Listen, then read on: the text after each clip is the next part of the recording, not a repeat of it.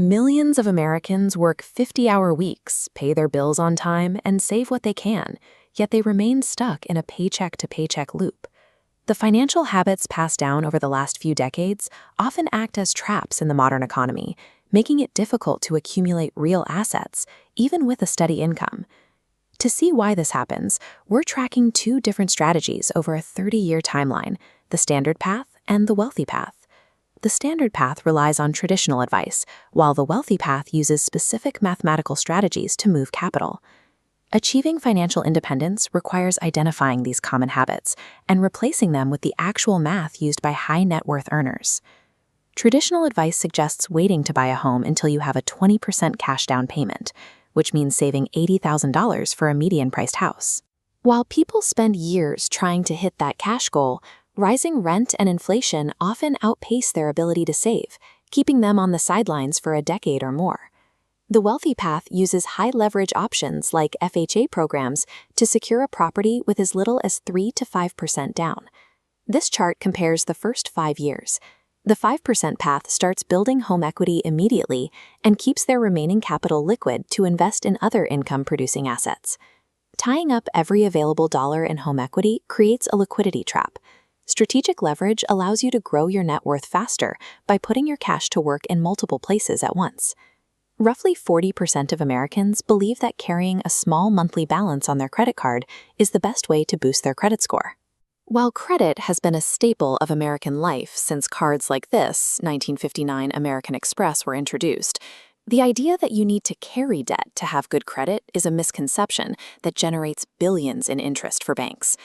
In reality, carrying a balance doesn't help your FICO score. It just triggers high interest penalties, often exceeding 20%. The wealthy path treats credit like a debit card, paying the full statement balance every month to avoid interest while collecting rewards on the bank's dime. Credit scores are driven by payment history and how much of your limit we use.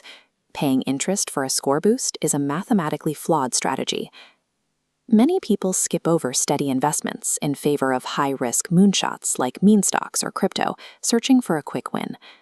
Because broad market index funds like the S&P 500 seem slow or boring, the average investor often misses out on the most reliable engine for wealth.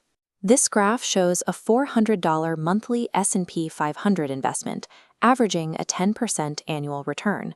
The lower line is cash contributed, the upper is compound interest. By retirement, that automated investment grows to over $1.3 million.